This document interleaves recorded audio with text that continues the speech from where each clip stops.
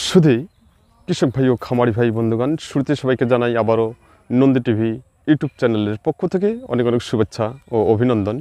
আমি বর্তমানে যে জায়গাটিতে অবস্থান করতেছি, নীলফামারী সদরে আমি অবস্থান করতেছি একটি ঘাসের বাগানে। আসুন আমরা আজকে দেখব এই নেপিয়ার পাংচুং ঘাস আমরা কীভাবে চাষাবাদ করব বা কীভাবে চাষাবাদ করলে আমরা লাভবান হব, সেই সম্পর্কে আপনাদের সামনে আমি তুলে ধরার জন্য চেষ্টা করতেছি। সঙ্গে থাকুন। আমি আবার বলতে চাই, নন্দী টিভি ইউটিউব চ্যানেলটি এখন পর্যন্ত যারা সাবস্ক্রাইব করেননি, দেরি না করে এখনই লাইক, কমেন্ট, শেয়ার ও সাবস্ক্রাইব করে নন্দী টিভি ইউটিউব চ্যানেলের পাশে থাকুন এবং প্রতিনিয়ত উপভোগ করুন কৃষি তথ্য কথা ও কৃষি প্রতিবেদন। আসুন আজকে আমরা জানবো এই কাকার কাছ থেকে এই পাংচুং নেপিয়ার ঘাস কীভাবে আমরা চাষাবাদ করব, সে সম্পর্কে আপনাদের সামনে আমি তুলে ধরার জন্য চেষ্টা করতেছি। আপনারা সঙ্গে থাকুন। সবাইকে আবারও জানাই নন্দী টিভি কৃষি চ্যানেলের পক্ষ থেকে অনেক অনেক শুভেচ্ছা ও অভিনন্দন। কাকা নমস্কার। কাকা হ্যাঁ, নমস্কার। ভালো আছেন আপনি? হ্যাঁ, আছি, ভালো আছি।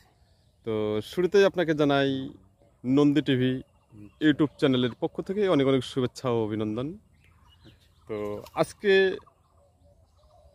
যে জায়গায় আমরা দাঁড়িয়ে আছি, আচ্ছা, আচ্ছা। আপনি একটা দেখতেছি খুব সুন্দর একটা ঘাস লাগিয়েছেন। জি, হ্যাঁ। জি, জি। আচ্ছা, এই ঘাসটা যে লাগাইছেন আপনি, জি। এটা কি জাতের ঘাস? এটা পাকচান জাতের ঘাস। পাকচাং। হ্যাঁ, খুব বড় বড় হয়। বড় হলেও ফুল ধরে না। ফুল ধরে না? ফুল ধরে না। তাই? খুব সুন্দর ঘাস। তাই, খুব সুন্দর। হুম, তো এই যে আপনি যে ঘাস লাগিয়েছেন, জি। এর কতটুকু জমিনের উপর ঘাস লাগাইছেন? এটা আমি 25 শতক জমির উপরে ঘাস লাগাচ্ছি। 25 শতক। তাই। আচ্ছা, আপনি যখন ঘাসটা লাগিয়েছেন, হুম। এই ঘাসটাকে জমিনটাকে আপনি কিভাবে তৈরি করে নিয়েছেন? আমি আগে জমিটাকে বেশ কিছু গোবর দিছি। গোবর দেওয়ার পর বড় হাল দিয়ে দোচাষ করে নিছি। দোচাষ করছেন? দোচাষ করছি। আচ্ছা আচ্ছা দোচাষ করার পরে চারা লাগাচ্ছে। আচ্ছা আচ্ছা মানে 2টা করে পর একটা চারার যোগ্য হয়। তবে চারার দূরত্ব হচ্ছে 18 ইঞ্চি পর পর দূরত্ব? আর কি। হ্যাঁ, দূরত্বটা তাই, দিক দিয়েও 18 ইঞ্চি, চতুর্পাশে 18 ইঞ্চি করে স্কোয়ার স্কোয়ার স্কোয়ার 18 ইঞ্চি দূরত্ব লাগিয়েছেন। দূরত্ব লাগে। আচ্ছা, জমিনটা আপনি কয় চাষ করছেন বললেন? দোচাষ। দুই চাষ করেছেন। দুই চাষ করছেন। আচ্ছা, যখন আপনি ঘাসটা রোপণ করেন, তখন কোনো সার ব্যবহার করেছেন? না, কোনো সার ব্যবহার করি না। কোনো সার ব্যবহার করেন নাই? কোনো সার মানে রাসায়নিক কোনো সার ব্যবহার না, করেন নাই? রাসায়নিক এই লাস্টে একটু খালি যখন সম্পূর্ণ কাটা হয়ে গেছে আচ্ছা আচ্ছা, তারপরে একটু সামান্য আর কি রাসায়নিক। মানে এক কাটা দেওয়ার পরে? হ্যাঁ, 2 কাটা দেওয়ার পরে। 2 কাটার পরে আপনি দিয়েছেন? হ্যাঁ, 2 কাটা আচ্ছা, দেওয়ার যখন আপনি ঘাসটা লাগিয়েছেন তখন কি গোবর সার দিয়েছেন? পরে। হ্যাঁ, ঘাসটা যখন লাগাইছেন সে সময় কি গোবর সার দিয়েছেন? হ্যাঁ, তখন গোবর সার শুধু দিয়েছি। শুধু গোবর সার দিয়েছেন? অন্য কোনো সার দেয়নি। অন্য কোনো সার দেন নেই? তাই, খুব সুন্দর। আচ্ছা, এই যে চারাটা আপনি, যে ঘাসটা আপনি লাগাইছেন, জি। এই চারা আপনি কোথা থেকে সংগ্রহ করছেন? এটা তো আমি এটা নীলফামারীর পশ্চিমটা হাটসারি বলে আমার ছেলের বন্ধুর কাছ থেকে এটা নেওয়া হয়েছে। তাই, জি। খুব সুন্দর। আচ্ছা, এই বর্তমান যে ঘাসটা আপনি লাগিয়েছেন, এই ঘাসটা লাগানোর, জমিনে লাগানোর কতদিন হলো? বয়স? বয়স 1 বছর হচ্ছে। 1 বছর হচ্ছে। আচ্ছা, 1 বছর আপনি, 1 বছরের মধ্যে আপনি কয় কাটা দিয়েছেন ঘাসটা পর্যন্ত? 4-5 কাটা দিয়ে দিয়েছি। 4 থেকে 5 কাটা দিয়েছেন? 4 থেকে 5 কাটা তাই, দিয়েছি। খুব সুন্দর। তো এই যে বর্তমান যে ঘাসটা দাঁড়িয়ে রয়েছে আমরা দেখতে পাচ্ছি আপনার পিছনে, এই ঘাসটার বয়স কতদিন হবে? এটা হ্যাঁ, মানে কাটার পরে প্রায় 1.5 মাস এরকম হবে বর্তমানে বর্তমানে আর কি। 1.5 মাস বয়স? 1.5 মাস বয়স। তাই। আচ্ছা, আমি দেখতেছি থেকে যে 2 মাসের মতো। আপনার জমিটা খুব সুন্দরভাবে পরিচর্যা ভাবে রেখেছেন, বা খুব সুন্দর পরিষ্কার, বা দেশি কোনো ঘাস নেই। না, দেশি কোনো ঘাস। আচ্ছা, এত সুন্দর পরিষ্কার রাখার কারণটা কি? এত সুন্দর পরিষ্কার রাখার কারণ হচ্ছে যে অন্য ঘাস তার তার যে সার দেওয়া আছে, আমাদের গোবর সার আরও দেওয়ার পরে দিয়েছি, হুম, যাতে অন্য ঘাস না থাকে। অন্য ঘাস থাকলে তার খাদ্য কিছু খাবে অন্য ঘাস, সেজন্য একদম পরিষ্কার রাখা হয়েছে। তার জন্য আর কি খুব দ্রুত বাড়ে আর কি। খুব দ্রুত বাড়ে? খুব দ্রুত বাড়ে আর কি ঘাসটা। তাই। আচ্ছা, এই যে আমি দেখতেছি যে মাঝে মাঝে আপনি যে ঘাসটাকে আপনি মানে কোদাল দিয়ে চটিয়ে দিয়েছেন নাকি? হ্যাঁ হ্যাঁ, কোদাল দিয়ে চটে মানে 1 বছরের পরে, মানে 1 বছর না হওয়ার আগে, ওটা ফাল্গুন মাসের দিকে, ফাল্গুন মাসের মধ্যে একটু গোবর দিয়ে আবার চটে দিছি ঘাসটা। চটে দেওয়ার ফলে খুব মানে দ্রুত ঘাসটা, আবার একটু জল দিয়ে, কোনো সার দেয় নেই, পরে কিছুদিন পরে একটু সার দিছি, মানে দ্রুত বর্ধনশীল হয়ে গেছে আর কি, তাই বড় হয়ে গেছে। কোনো সার দেন নেই? না, কোনো সার তখন দেওয়া হয়নি, সামান্য কিছু, এই 25 শতক মাটিতে 4 কেজি মাত্র উড়িয়া, 2 কেজি পটাশ দিয়েছি, এইটুকুই? এইটুকুই খেলি, তাই, আর দেওয়া হয়নি। আচ্ছা আচ্ছা আচ্ছা। এই যে আপনি যে ঘাসটা লাগিয়েছেন, এই ঘাসটা লাগানোর কোনো সময়সীমা আছে? হ্যাঁ, সময়সীমা আছে অবশ্যই। যাকে গ্রীষ্মকালীন লাগালে সবচেয়ে ভালো। গ্রীষ্মকালে ভালো হয় না। আচ্ছা, গ্রীষ্মকালে, গরমকালে, যে মানে মাঘ ফাল্গুন থেকেই একেবারে আশ্বিন কার্তিক মাস পর্যন্ত লাগা যায়। মোটামুটি 4-5 মাস ঘাসটাকে হ্যাঁ, লাগানো যায়, লাগা যায়। কিন্তু শীতের সময় লাগানো যায় শীতের না। সময় লাগানো মানে তখন একটু বাঁচার সমস্যা থেকে যায়। তাছাড়া শীতকাল মানে কুশি খুব কম ছাড়ে, তার জন্য গ্রীষ্মকালেই সবচেয়ে ভালো, সবচেয়ে ভালো। গরমকাল।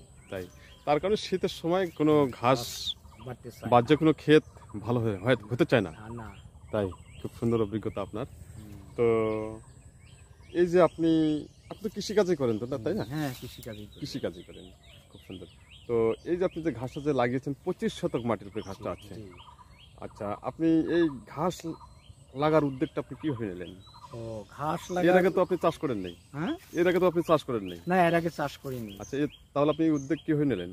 আমি উদ্যোগ নিলাম, আমি ছেলেদেরকে বললাম যে তোরা তো এখন বেকার আছো, তবে একটা ফার্ম করি।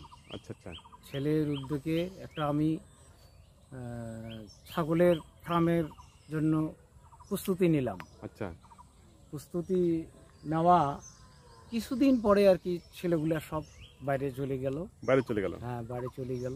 বাইরে বলতে কোথায়? বাইরে একজন বিদেশে গেল, একজন আবার ঢাকায় টিটিসিতে চান্স পেয়ে।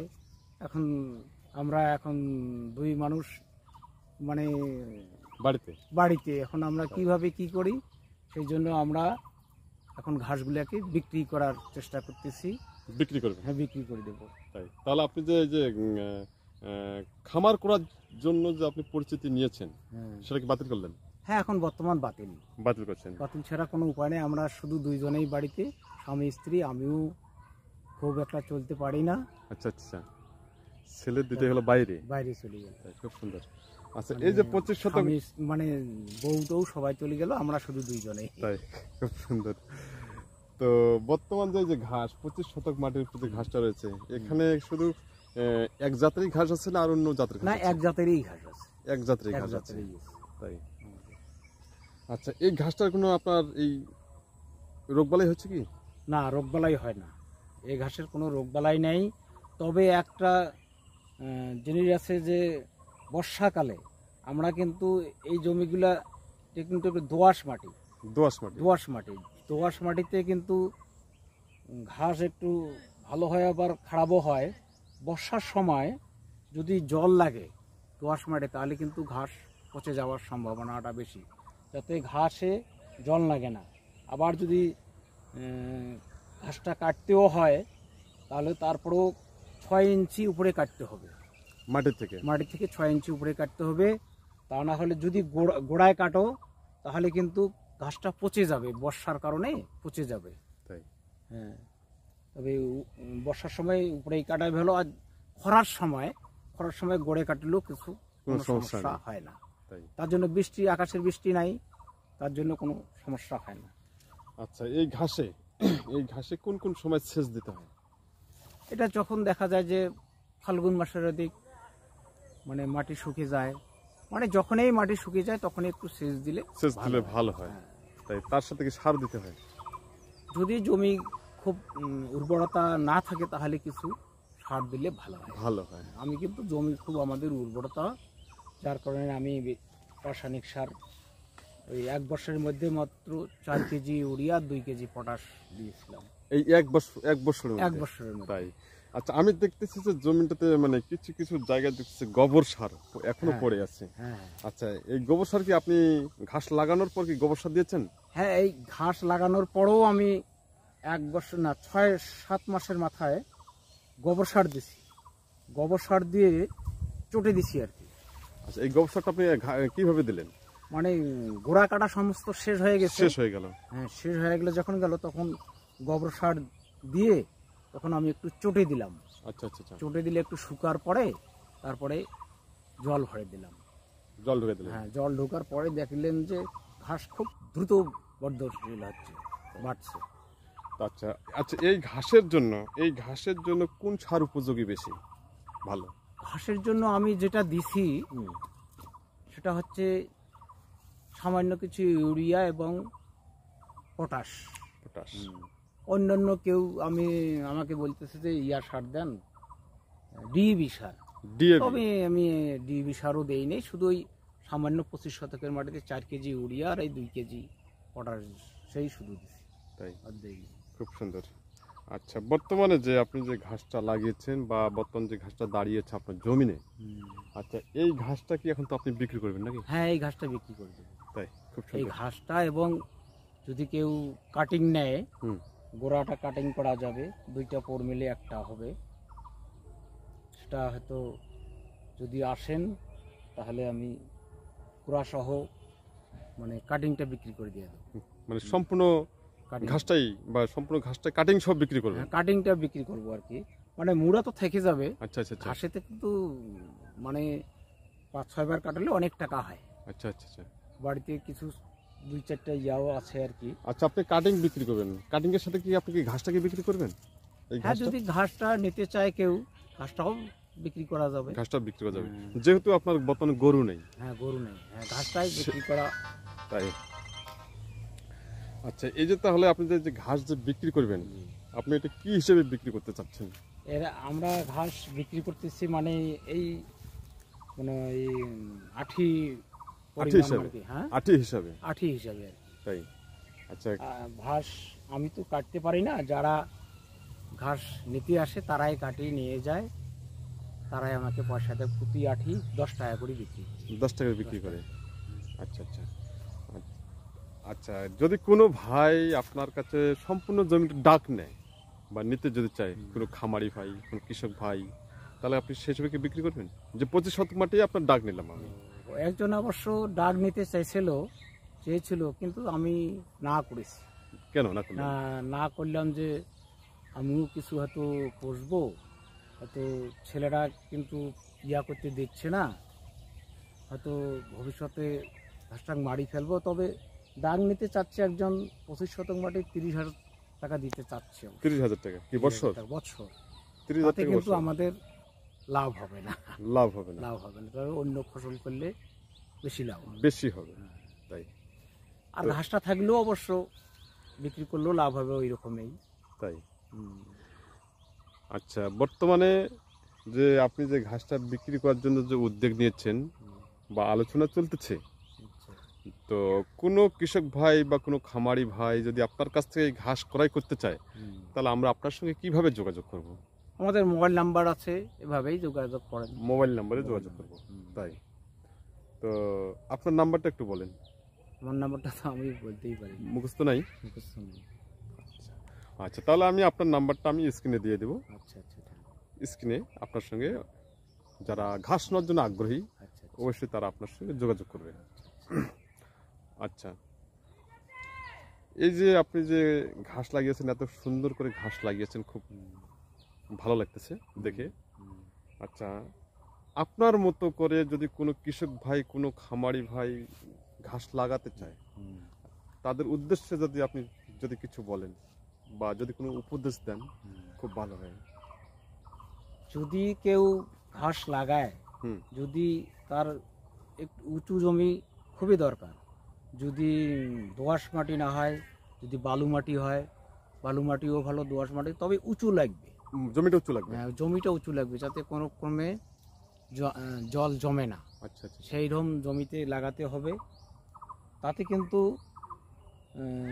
এই যে আমি ঘাস লাগাছি এটা কিন্তু কমপক্ষে 25-30টা গরু মানে খাওয়া যাবে, খাওয়া কোনো যাবে। সমস্যা হবে না। তাই খুব সুন্দর। 25-30টা গরু খাওয়া যাবে, কোনো সমস্যা হবে না। তবে আমি যত্ন একটু কম না, যারা যদি যত্ন আরও নিতাম তাহলে আরও কিন্তু খুব দ্রুত, যেহেতু 4-5 বার কাটছি তবে আরও বেশি কাটা যেত। তাই যদি যত্ন নেওয়া যেত। হ্যাঁ, যত্ন না যেত। আমার তো হ্যাঁ। ছেলেপেলে সব চলে গেল বাইরে, হ্যাঁ, এখন তো আর আমি ওই যা হচ্ছে ওইভাবেই চলছে। চলছে। তাই তো ঠিক আছে, খুব সুন্দর। আচ্ছা। আপনাকে বলার জন্য অনেক অনেক ধন্যবাদ, এবং আমি আবারও আপনাকে জানাই নন্দী টিভি ইউটিউব চ্যানেলের পক্ষ থেকে অনেক অনেক শুভেচ্ছা ও অভিনন্দন। আপনি ভালো থাকবেন, সুস্থ থাকবেন, এই আশাবাদ ব্যক্ত করে এখানেই আজকের মতো সমাপ্ত করলাম। নমস্কার। নমস্কার।